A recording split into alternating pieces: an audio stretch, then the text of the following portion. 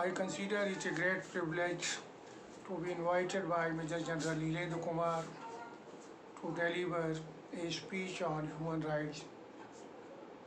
Each of two speeches on human rights, each of 20 minutes. The subject is very important because it concerns all of us. Simply because we all are human beings. And simple definition of human rights is that these rights are held by we all human beings simply because we are human beings. Before we discuss the meaning and nature of human rights, it is necessary for us to understand the importance of human rights in our times. I would like to begin with an observation of Justice Krishna Iyer in his Tagore Law lecture, The Dialectics and Dynamics of Human Rights in India. Human rights are writ on a large canvas as large as the sky. The lawmakers, lawyers, and particularly the judge must make the printed text vibrant with human values, not be scared of consequences on the status quo order. The militant challenges of today need a mobilization of revolutionary consciousness, sans which civilized systems cease to exist. Remember, we are all active navigators, not idle passengers on spaceship Earth as it ascends to celestial levels of the glorious human future. The first and foremost question any student may ask his teacher why we should study human rights. Why have human rights become so important in modern times? What is the relationship of human rights with democracy, good governance, sustainable development, rule of law, self-administration, decentralization of power, and so on and so forth? And obviously, this is the first very important question which a teacher should address while introducing the subject in his class.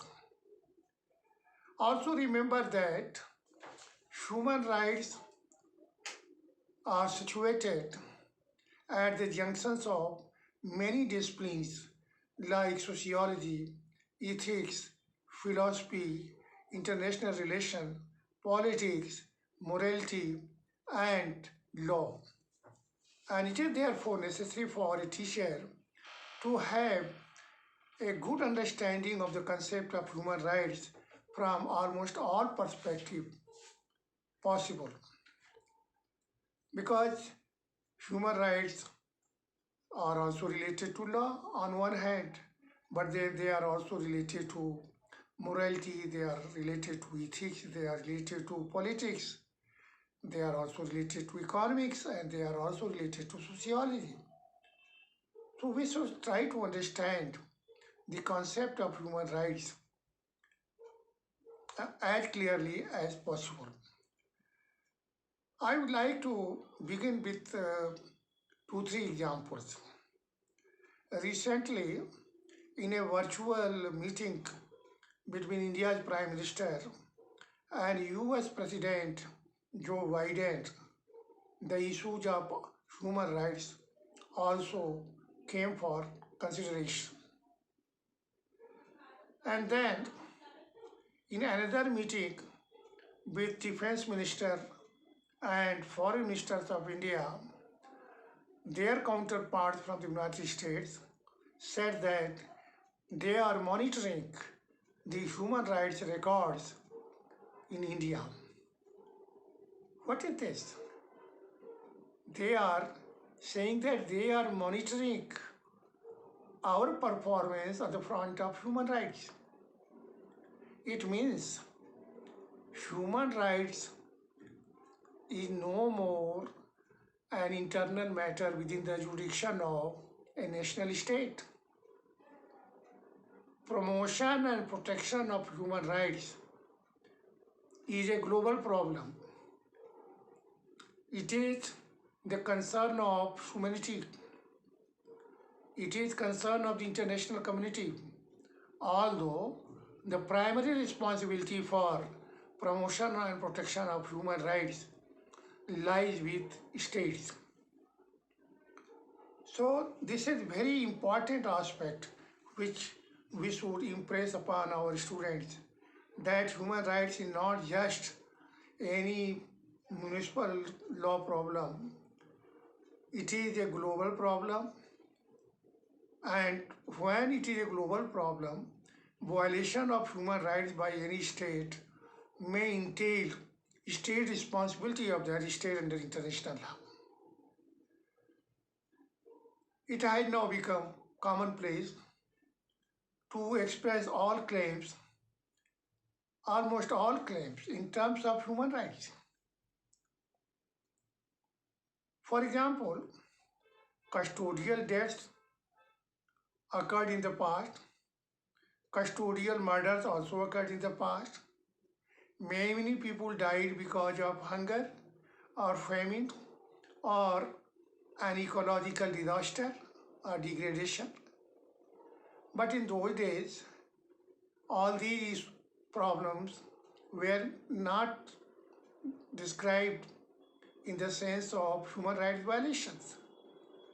But today, all these problems are considered as a case of human rights violations. Even there is a recognized relationship between human rights and poverty, human rights and environment, human rights and development. Vienna Convention, Vienna Declaration and Program of Action 1993 says that human rights, democracy, and development are interlinked. So that is why human rights are considered very important in our times.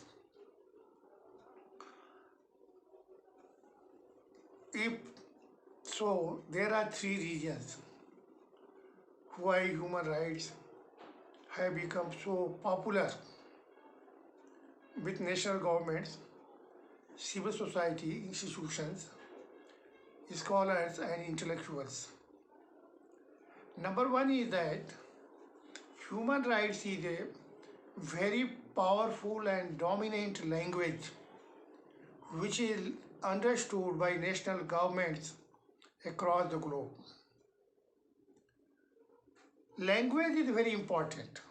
For example, you say water is not available. Then this will give an impression that it is a local self-government problem or it is a village problem.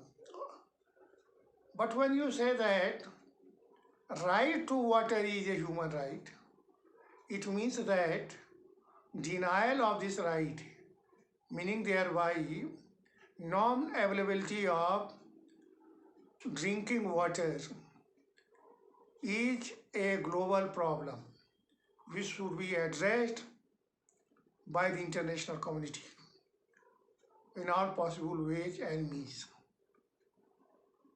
Likewise, any claim, most of the claims are now presented in terms of human rights. Number two is that violation of human rights is considered as a matter of state responsibility under international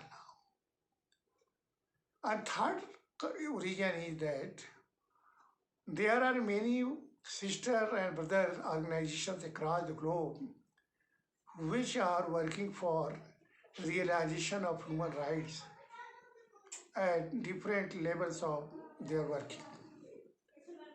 So this is very important point that human rights have become a very dominant and powerful language to express the claims of individual beings.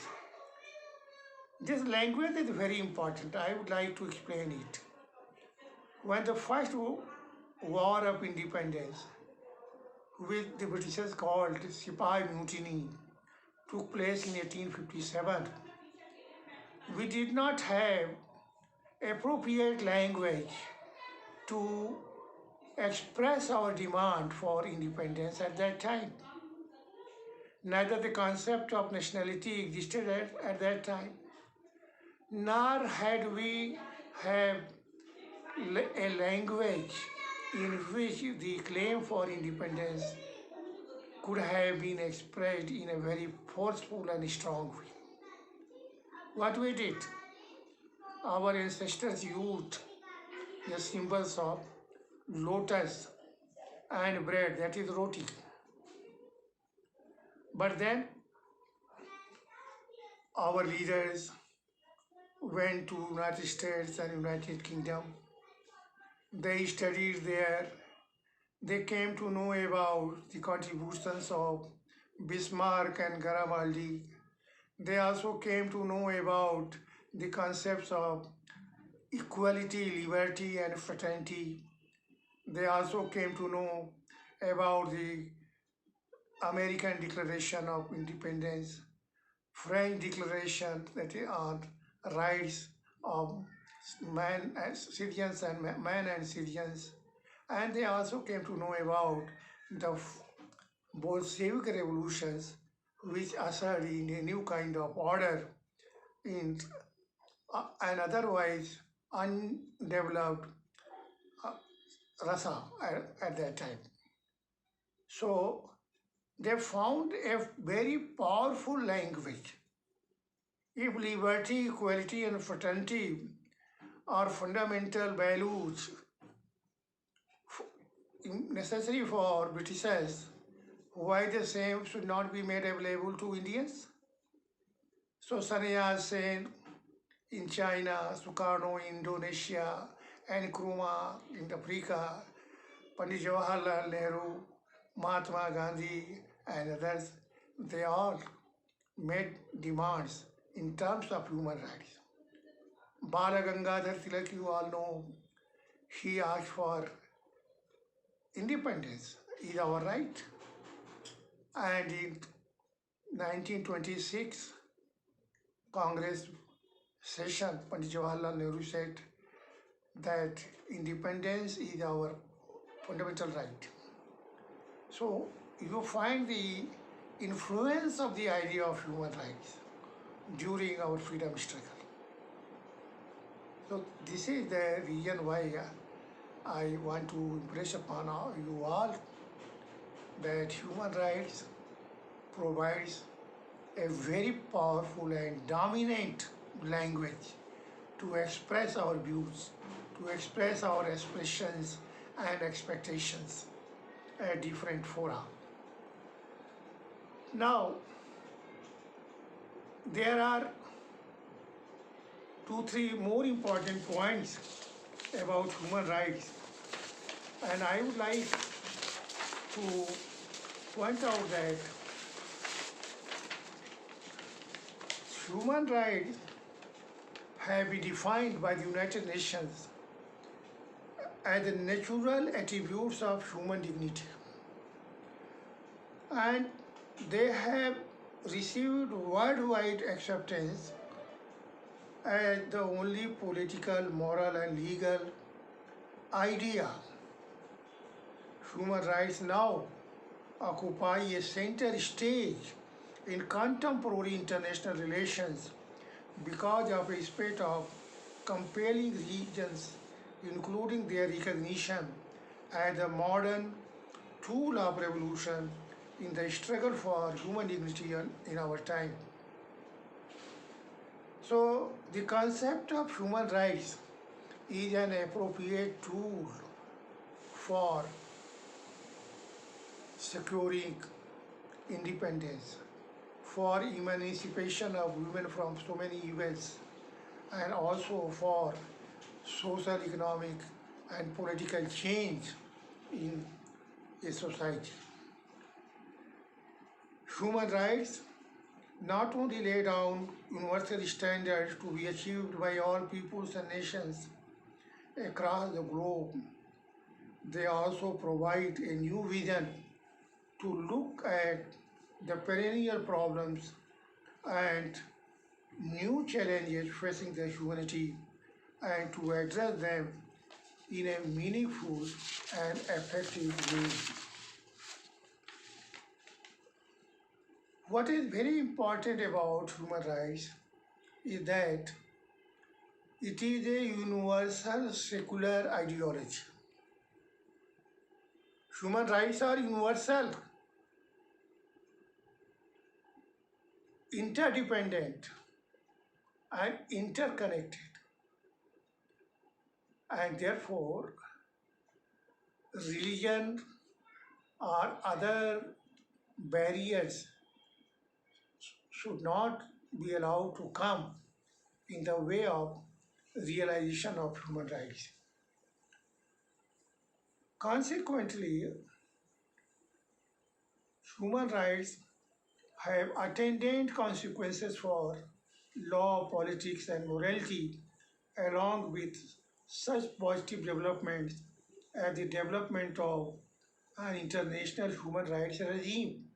I will come to this point later on, but for the moment, remember that there are certain positive developments with regard to human rights.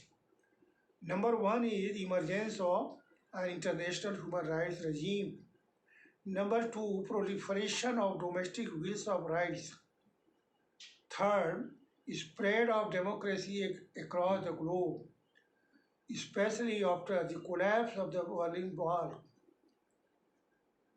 So all these developments have provided needed impetus and support to the global human rights movement, and which are currently characterized by four trends. Number one is generalization.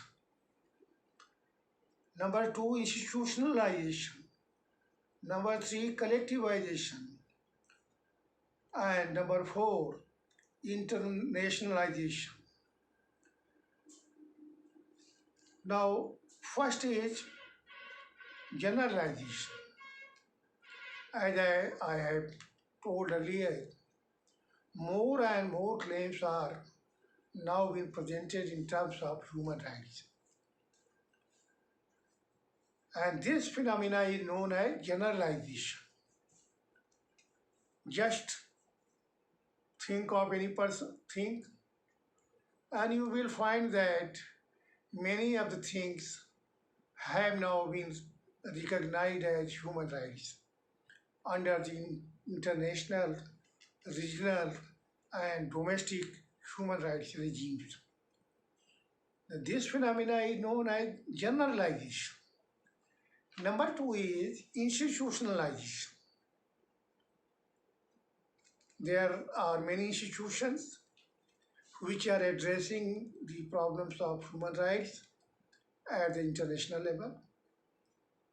Regional human rights regime also exist, and in many countries, national constitutions and legislation provide for recognition, protection, implementation, and enforcement of human rights. For example, in India, we have a very large constitution which consists of Part 3 dealing with fundamental rights, Part 4 dealing with directive principles of state policy, and then there is another part which deals with fundamental duties.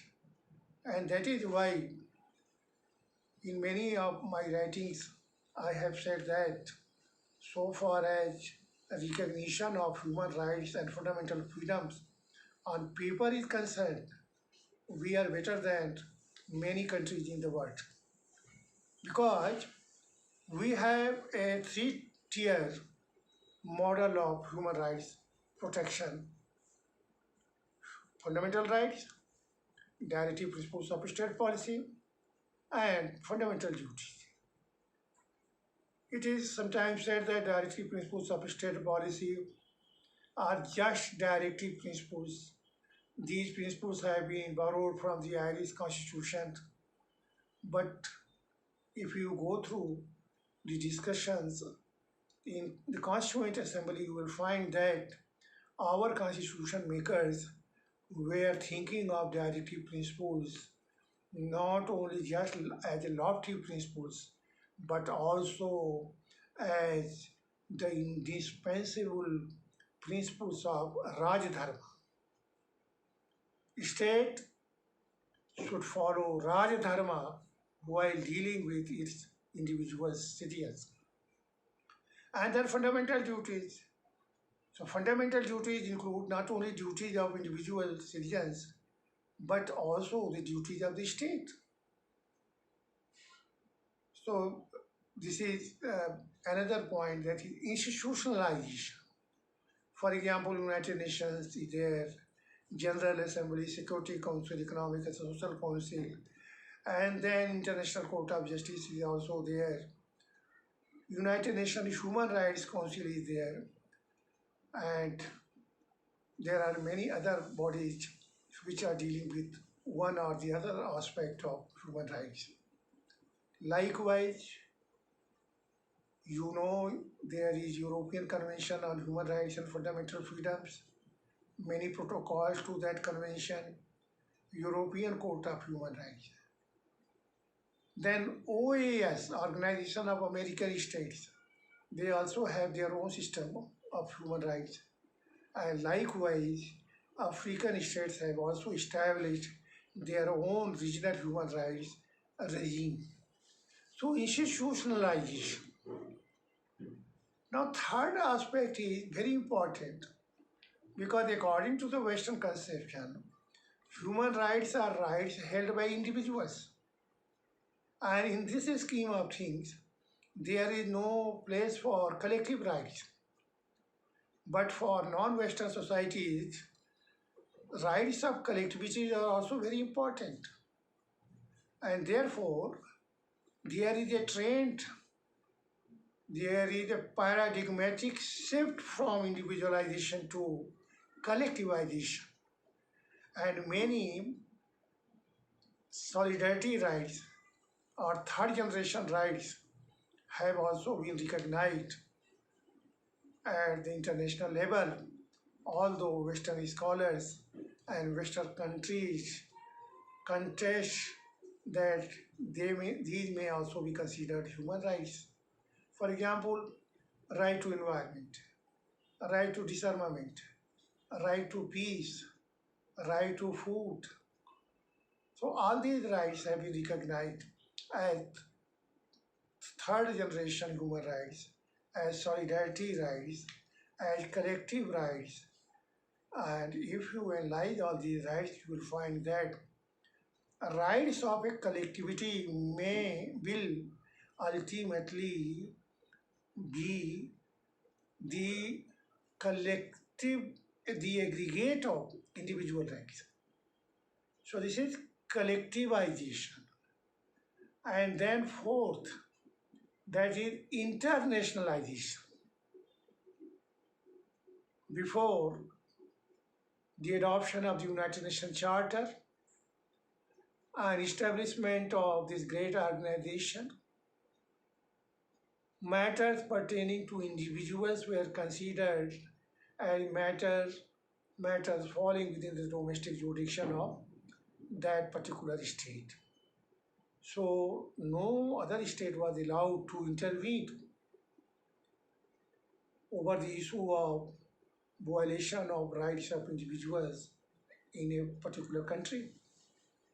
But as I told earlier, human rights are no longer the matters falling essentially within the domestic jurisdiction of nation states, simply because human rights have come to be recognized as universal standards to be achieved by all nations and all people across the globe. So internationalization is very important. Had there not been the trend of internationalization, the issues related to human rights would have been fallen within the domestic jurisdiction of nation states. And in that situation, nation states would have been free to do whatever they wanted to do. And here you also remember that human rights not only give common and unifying expressions to aspirations and expectations of individual human beings, they also put restraints on the power of states. Human rights are in the nature of a kind of restraint on the power of states because states are very powerful. They have monopoly over violence. They have extraordinary power. They can do anything with their own individuals. So human rights are supposed to be a kind of barrier against misuse of power by nation states in modern times. And that is why I have written somewhere, which is very important to be considered here. Human rights and their nature were assessed in the past, and such an assessment will be a recurring phenomena in view of emerging new threats to and challenges for human dignity. In fact, the history of human rights bears a testimony to the evolution and development of human rights as a result of the ever-changing aspirations and needs of people and the ever-increasing need to put constraints what governments may do to individuals. It is because of this reason that four trends refer to, that is generalization, institutionalization, collectivization, and internationalization mark the human rights movement going on since the establishment of the United Nations. This might lead one to argue that lists of human rights are not truly autonomous but simply reflections of a moral or ethical climate in given situations. I will come to this aspect that the concept of human rights is a dynamic, not a static concept, and it changes according to the needs and aspirations of individual human beings and threats and challenges to human dignity and well-being of humanity. So there are three generations of human rights. Karel Basak referred to that. First generation of human rights, second generation of human rights, third generation of human rights. Fourth generation of human rights, civil and political rights. Second generation of human rights, that is economic, social, and cultural rights. And third generation of human rights, such as right to development, right to environment, right to peace, right to food, right to disarmament, etc. It means that list of human rights is increasing. The concept of human rights is therefore not a static one, but rather a dynamic one. And in this context, you should remember the main difference between natural rights and human rights. Natural rights derived from the dictate of nature. But the concept of natural rights is very abstract, everlasting, and not changeable. On the other hand, human rights change with the passage of time. They are not static but dynamic, and there are many reasons for the continuing evolution and development of human rights. So this is another aspect which we should keep in mind when we discuss the concept of human rights before students. That is dynamism, evolutionary. Now, I can explain this aspect by taking an example from our own constitutional jurisprudence. Article 21 of the Indian Constitution says, no person shall be deprived of his right to life or personal liberty except with the procedure established by law.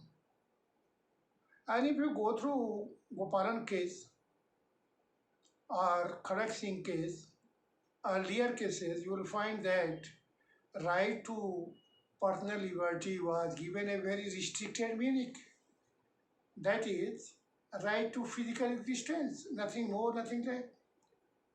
But then, when the Supreme Court, displaying a remarkable degree of judicial activism, converted procedure established by law into due process of law and marched on the road of judicial activism, then Supreme Court gave a wider connotation to right to personal liberty. Right to personal liberty came to mean right to live with human dignity. And then subsequently, this right was also interpreted to include right to livelihood. So from this example, again you find that even at domestic level, the right to personal liberty has evolved over the years since the Supreme Court decision in the A.K. Gopalan case. Again, there are many internationally recognized human rights which do not find any place in Part 3 of the Indian Constitution. The earlier view of the Supreme Court was that only those rights are fundamental rights which have been expressly recognized so in Part 3 of the Indian Constitution. So that was a very restricted and narrow meaning of fundamental rights at that time. But in post-Maneka Gandhi era, Supreme Court used Article 21, that is Liberty Clause of the Constitution, for the purpose of recognition of a number of internationally human rights, recognized human rights, and Supreme Court says that they all are part of Article 21 of the Indian Constitution. They all are facets of personal liberty clause under Article 21 of the Indian Constitution. So what I want to say is that in the beginning, human rights had a very narrow and restricted meaning.